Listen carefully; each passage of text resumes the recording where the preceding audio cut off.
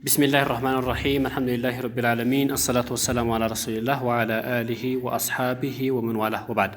ود وندموچي السلام عليكم ورحمة الله وبركاته የዛሬው ሐዲሳችን ታላቁ ሐዲስ ሙአዊያ ቢን አቢ ሱፊያን የዘገቡት ታላቅ ሐዲስ ነው قال النبي صلى الله عليه وسلم يا الله ملكتኛ አሉ ምን አሉ من يريد الله به خيرا يفقهه في الدين አሉ من يريد الله به خيرا መልካምን የፈለገለት ሰው يفقهه في الدين ዲኑን እንዲያውቅ ያደርገዋል አሉ ይሄ ሐዲስ ለኛ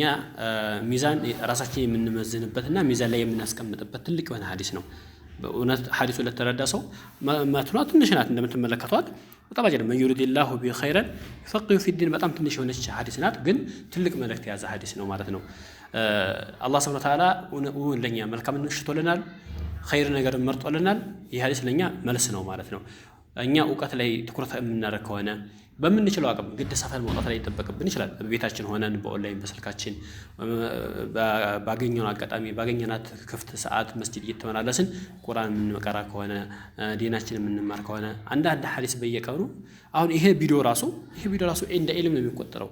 በየቀኑ የምንለቅላችሁ አንዳንድ ቪዲዮ እየተከታተላችሁ እያፈዛችሁ ለመረዳት ብትሞክሩ ይሄ ራሱ ዕውቀት እንደመፈለግ ነው የሚቆጠረውና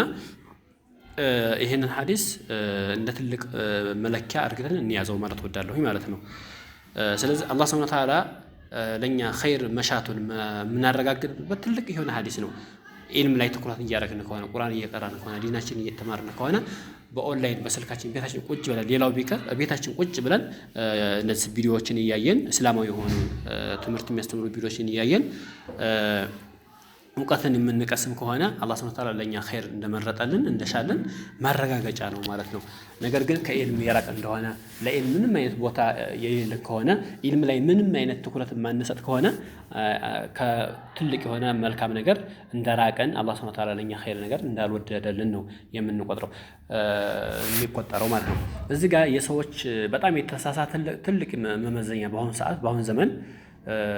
በጣም ትልቅ የሆነ የተሳሳተ ሰዎች የሚወዙበት መመዘኛ አለ እሱ ምንድነው ሀብት ነው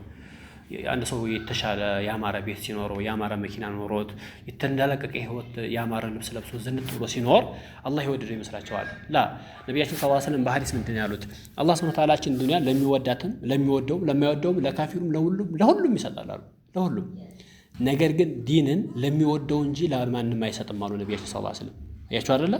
ስለዚህ ዱንያ የአላህ ውዴታ መገለጫ አይደለችም ማለት ነው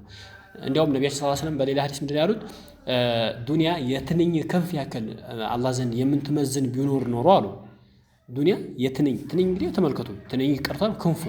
የትንኝ ክንፍ እንግዲህ ምን ያክል ሚዛን ያነሳል የትንኝ ክንፍ ያክል እቺ ዱንያ አላህ ዘንድ ሚዛን ቢኖራት ኖሮ ካፊርን አንድ ጉንጭ ውሃ ባያጠጣ ነበር ብለዋል ስለዚህ ዱንያ ማለት አላህ ዘንድ ከትንኝ ክንፍ ያነሰች የዘቀጠች